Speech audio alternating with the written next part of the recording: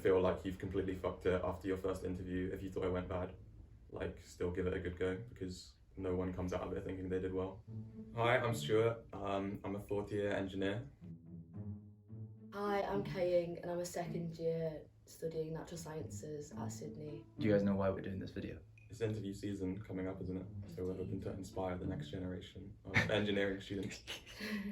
So one of the things they say about a Cambridge interview is that it doesn't really matter what you know, because when you get into the interview, they'll ask questions that you won't have an idea about. And the whole idea is it's how you think rather than what you know, and we're trying to demonstrate that here. Kaying is a Fiznatski, so she has not done any engineering stuff, but she is a Cambridge student and hopefully she can get through this engineering interview. Kaying, could you just make sure during the interview you think out loud and you try to replicate what you'd want to see in a Cambridge interview? And Stu, throughout the interview, could you guide Kaying if she's ever stuck? Okay, should we start? Okay, just before we start, if you want to try these interview questions for yourself, you should check out Circa Tutors. These guys offer free realistic Oxbridge interview questions for medicine, physics and engineering, alongside free advice to guide you through your application process. Each interview pack comes with hints on how to approach each question, as well as work solutions. You also have the option to purchase further question packs that you can use either by yourself or with their tutoring service, which is also available throughout the year. Use discount code UJAL10 for 10% off your purchase for both the interview packs and tutoring services. So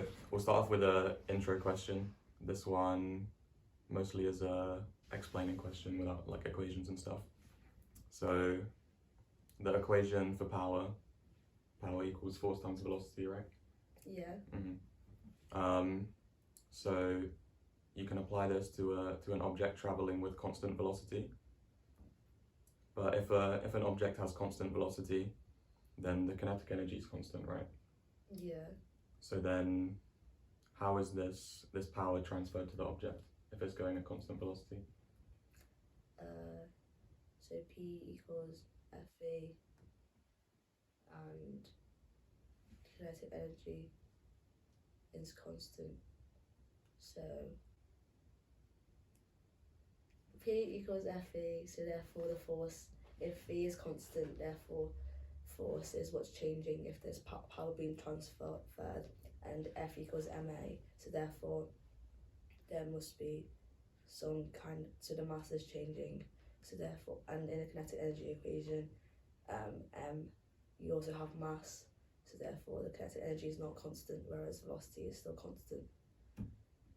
So that could be one reason. But what about if the mass is constant as well? Therefore. So M and V are both constant. So then kinetic energy is constant, right? Yeah. Because P equals F times V, then we still have power. Yeah. So where's that power going? Into heat. Yeah. I don't know. So like if you have for example, when you're driving, Yeah. even if you're going at constant velocity, Yeah. you're still putting in power, right? Because the engine's still burning fuel. Yeah. So what's that power used for? It's being dissipated as heat, there's power going in, there's also, so there's equal power going in, equal power going out. Yeah. What's the power like going out against? If it's a car, friction, air resistance. Yeah, exactly. Okay, so now we're gonna look at some questions to do with wind turbines. So this diagram here shows a model of a wind turbine with air approaching at velocity v, and this grey area shows the area that the turbine blades cover. And we're going to assume that the wind hits the wind turbine blades and then instantly goes to zero velocity on the other side, so it loses all speed. And we'll assume that the wind turbine's 100% efficient, and we want to try and find out what the power generated is in the wind turbine. So how do you think we can go about getting this equation here for power? So you have air going in, and then that's the area. So you have area A, and then so power is energy per unit time. And so you know so you have molecule of air. Mhm. Yeah, okay. So one air particle, and that has velocity A. So therefore, that has energy half. So the energy of each air molecule will be half mv squared. Mhm. Where and in terms of m, you would, because density is mass over volume, so the mass is density times volume, so it'd be half rho v volume and then v squared. If you want to go to power,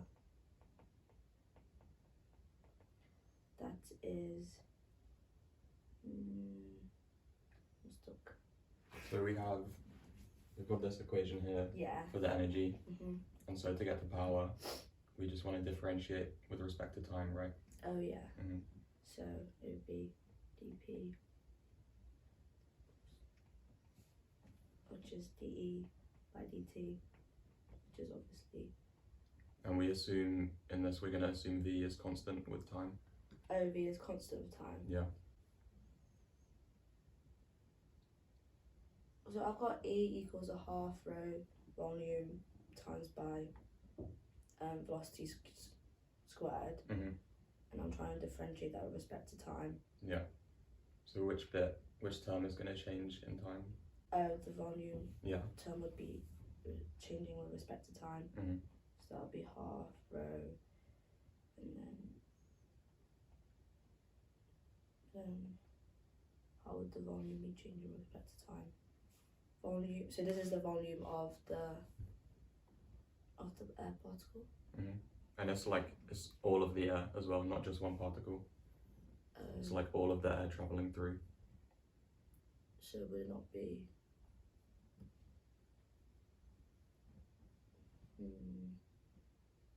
How would the volume of the air particles change with respect to time? So what we're looking for is, like, imagine the air passing through the wind turbine. Yeah. As like a cylinder of air that passes through the blades. Yeah.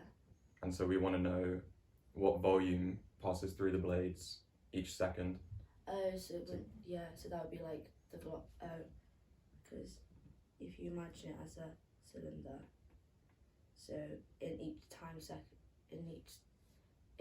per second, it would be the velocity times by the area of the thing. Yeah. So that would be the amount of volume passing through each second. Mhm. So that would be rho v squared, which therefore gives you the derived equation. Nice. Perfect. So in deriving that, we made a few assumptions. Yeah. So now, what do you think are the problems that exist with this model? It's not 100% efficient. Mhm. And the velocity, it would be different depending on the radius. So like if you're closer to the centre compared to when you're further away from the centre, velocity would be quite different. Yeah. Yeah. Say that you have like the height away from the ground on this axis, Yeah. and then the velocity of the air on this axis. And we'll just draw in the wind turbine here. Like, what do you think this graph would look like for the velocity? How would it vary with respect to the height? I guess the velocity would be constant from the floor to the start to the bottom of the wind turbine. The velocity would be constant. So kind of goes like this initially.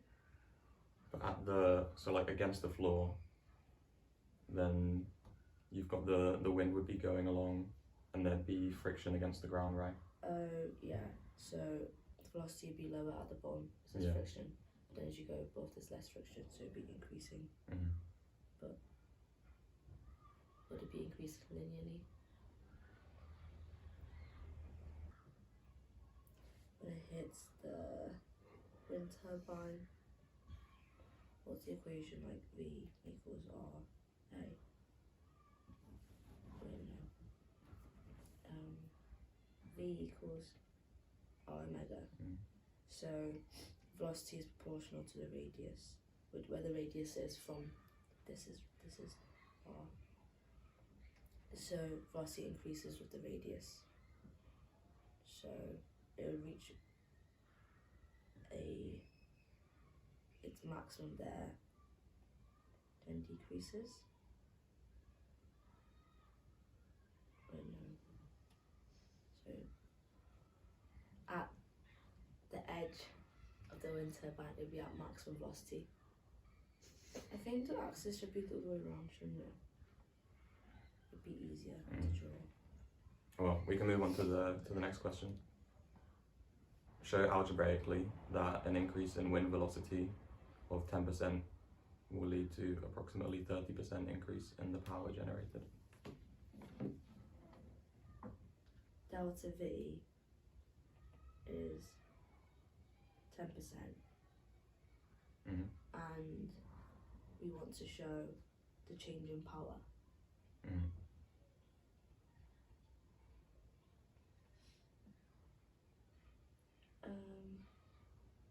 Do I use these equations? Or what's this? Yeah. Oh no, that's for the next question actually. Oh, right. I have my equation of power. Power equals a half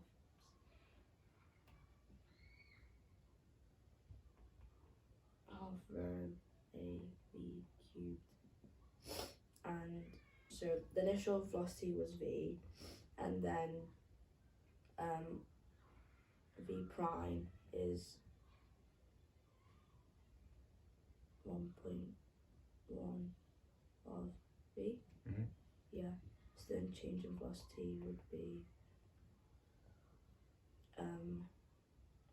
V prime minus P, which is a half rho A V cubed.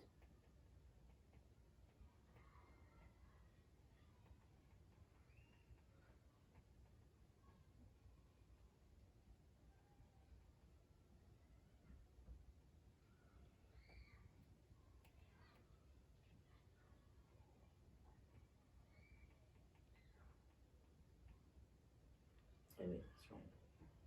I meant to write that.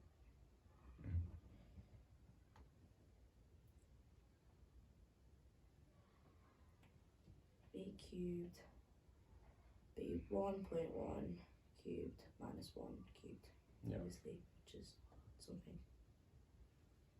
Yeah. So you could just, at that point, you can either plug that into a calculator, or the hint here that's suggested is, if you don't want to use a calculator, you can use the binomial approximation for 1.1 cubed. So you could rewrite it as 1 plus 0.1 cubed. Yeah.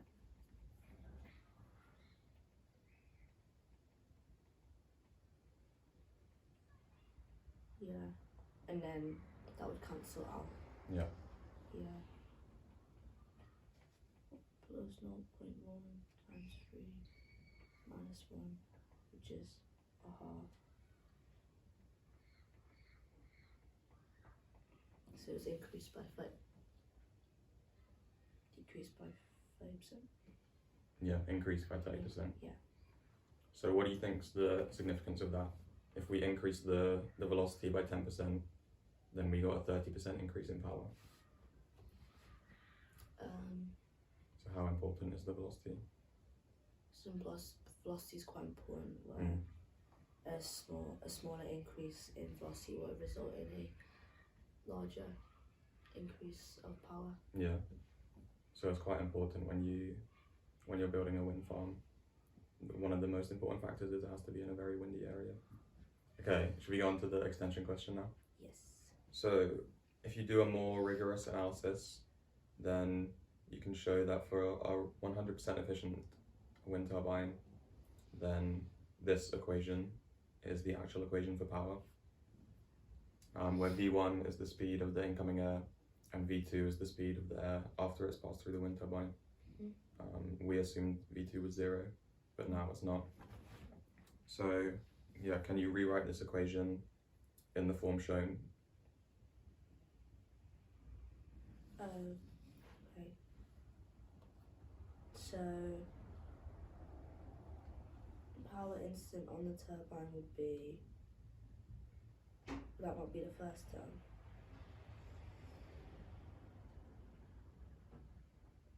Is that not already in that form?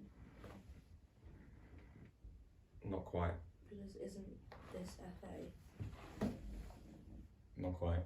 If we go back to the previous question, Yeah.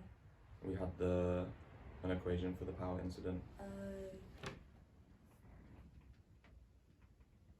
So power instant is equal to, I've written instant wrong.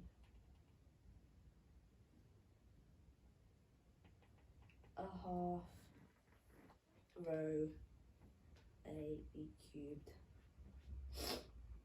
where V is V1 now. Mhm. So that would be, if I factor that out,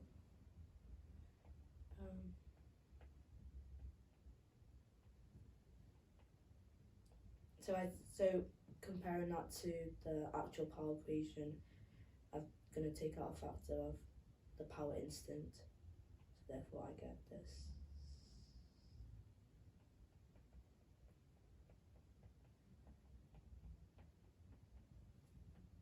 Right? Yeah, that's right. So this is the power instant, and then this is F alpha. Yeah. So now, can you try sketching a graph of F alpha for a suitable range of alpha? First of all, we should think about what do you think a suitable range for alpha would be? Considering what the formula for alpha is. Alpha would be O. So because alpha is V1 over V2. V2 over V1. V2 over V1. Yeah. V2 would always be less than V1. Mm-hmm. So therefore alpha would always be smaller than 1. Mm-hmm. So, but it wouldn't be negative. Yeah, that's right. So you would be going from, so on the x-axis you would have, so x-axis is alpha. Mm-hmm. So that will go from 0 to 1. Yeah. Then you have on the y-axis is also, it's F alpha. Yeah. Yeah. So when alpha equals 0, obviously all the terms cancel, and then except all the alpha terms cancel, and you're left with just this term. So you're left just a half. So the graph starts at a half. Yeah. And then as you increase alpha,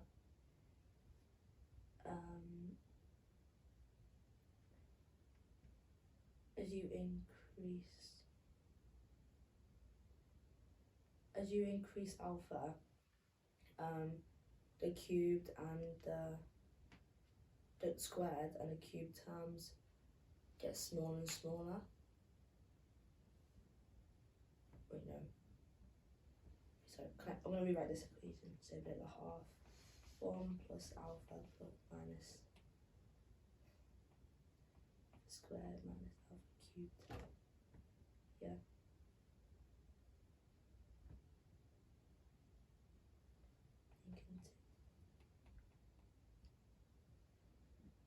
So it's just a cubic graph. Mm-hmm. Yeah. With the roots. With the roots.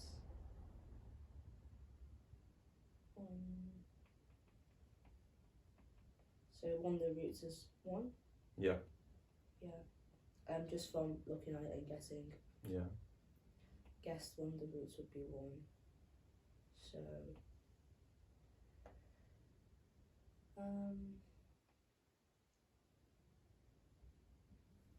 so when alpha equals 1, alpha equals 1. No, when alpha equals 1, f alpha equals 0. Yeah. So I'd have to. I'm gonna try and sketch. What is it called? Solve the roots of the equation.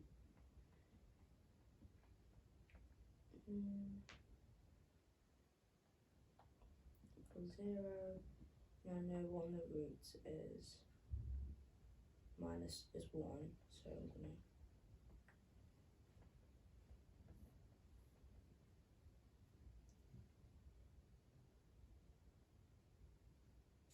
Is one of the roots also minus 1? Oh no, it can't be.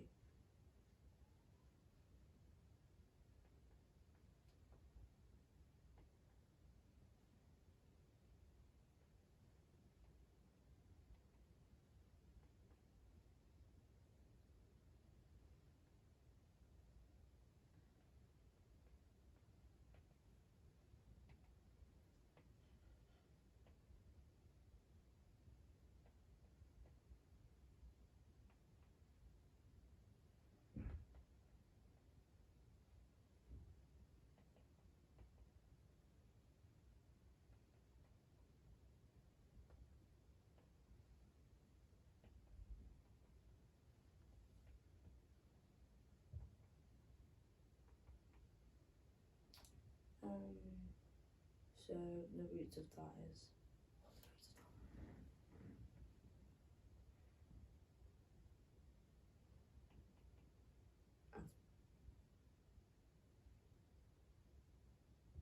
It's 1.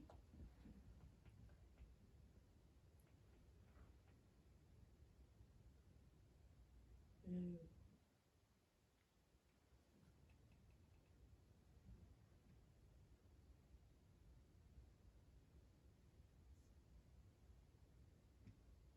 I don't actually know what the other roots are. I haven't. Oh. Fuck. I suppose that gives you. I don't know if I've done this properly. I like how we're doing all this hard work and then Uja's just lying on his bed. Minus half. Oh, don't I get imaginary roots? Yeah. Is it imaginary? Yeah. Okay.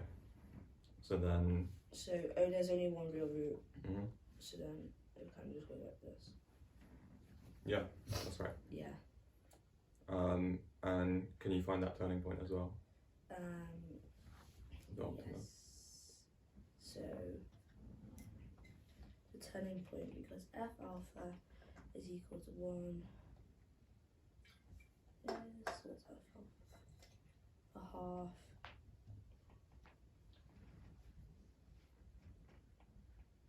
1 minus 1 plus alpha minus alpha squared minus alpha cubed, and then differentiate that with respect to alpha.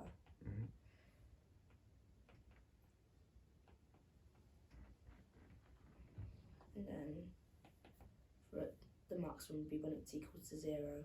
So when minus 3 alpha cubed is alpha plus 1 is equal to 0. And that would be.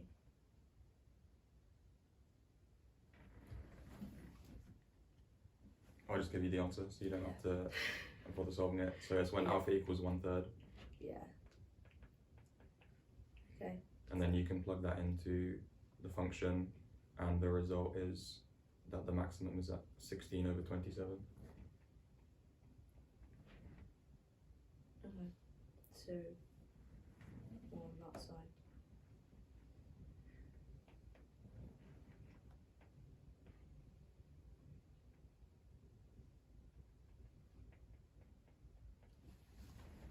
Oh no. Other way around. Other Yeah. way around. Happens at a third alpha. Yeah. It's a third. And that'd be 16 over 27. Yeah, so it looks like that. Yeah. Cool. All right, final question.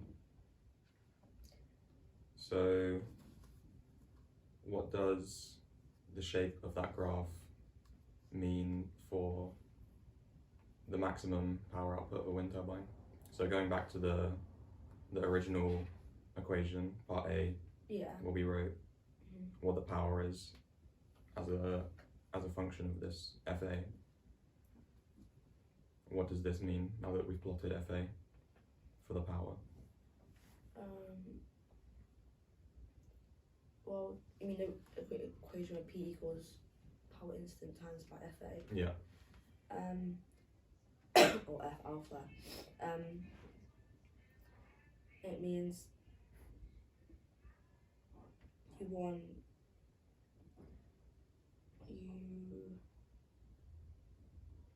well, for it to have maximum output, you want the ratios of the final velocity and the initial velocity to be a third. Yeah, that's it.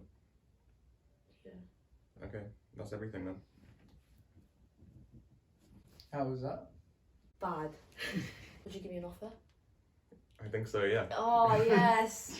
I mean, you like talked through everything you were doing, which is really good. That's what they want to see, so they can like help you out. Yeah, it made it easy for me to be able to explain like what to do next. So I think it was good, and you got all the answers. So how clear are the explanations? Is the candidate explaining their thinking? Yeah, so that's a key thing in the interview, to make sure you're explaining what you're doing and why. Which I think you did well. Is the candidate presenting their ideas in an organised manner? Yeah, that was pretty good. Has the candidate thought about the method that they are using, or are they rushing into solutions? Yeah, that's important in interviews as well, is to, if you don't know what to do at first, don't like rush straight into the first thing you think of. Just like, it's okay to take, I don't know, half a minute to just think about it before you start writing down. That won't like be a bad thing. Does the candidate take a new approach to questions? Yeah, I think that's what they're looking for, is like how you take on new information, because they're not expecting you to know how to do it right away. That's kind of the point, is that it's something new that you haven't seen. So if you try something, you don't get to the right answer, and then they give you a hint, don't just like keep going down the same route that you were doing. Make sure to take on that hint and actually try something new. Does the candidate suggest a few good quality ideas on questions which require this? I guess that means that's mostly talking about like the more discussion-based questions rather than the maths ones, because usually there's not just one right answer, so they want you to verbalize a few different things that you're thinking. Is the candidate able to check their mistakes and spot their errors? Yeah, again, that's important. If the interviewer like tells you where you've gone wrong, or like lets you know that you've made a mistake, just be organized enough to go back and see where that mistake was. Do you guys have any tips for people interviewing? Speak out your thoughts. Even if because most people have 2 interviews, even if the first one goes terribly, like try your best not to be thrown off. I think literally everyone that I've spoken to had a terrible interview, so don't feel like you've completely fucked it after your first interview. If you thought it went bad, like still give it a good go, because no one comes out of it thinking they did well. Always approach it logically, thinking about what they asked me, what questions are relevant, and always take on their hints. And even if you're confused, just write down what you know, and then let them know what you know, so then they can give you the appropriate hints. Yeah, and if you're stuck, then just ask questions rather than sitting there not knowing what to do next, because that makes it a lot easier for them to help you. Don't be afraid to ask for help if you're really stuck. I say always smile. Try and like feel like make them feel like it'd be fun for them to like supervise you, because it's kind of a test of, when you're in supervisions, would they enjoy teaching you, and would you be able to take on new information and not panic under pressure. I think it's quite a fun experience if you approach it like it. I feel like I got an offer because I smiled a lot in my interviews and I forced that smile. Yeah, to be fair, I think the main thing they're looking for is like whether you're teachable in supervisions, because the interview is meant to be like a supervision setting where it's like in a real supervision it would usually be like you and one other student or a couple others, but they just want to see what it's like when you're talking one-on-one with a lecturer, and whether you can learn from what they're saying. And don't think too much about like how you dress for it. It really isn't that important. You don't have to wear a suit or like even a shirt and tie. Just wear what you feel comfortable in. No one's gonna care that much. I saw this video from someone else on YouTube. There was this like, you know, the classic mathmo look, like the genius mathmo look, where they wear like a hoodie. Oh yeah. And just have like these old bootcut jeans. Like they instantly walk in and just know they're a genius just by that fit. Like, no, he's got a place. You don't need to do the interview. All right. Thank you, guys. Is there anything you'd like to say to the people watching this? Subscribe and like and share. Yeah, hit that notification button. I've never said that.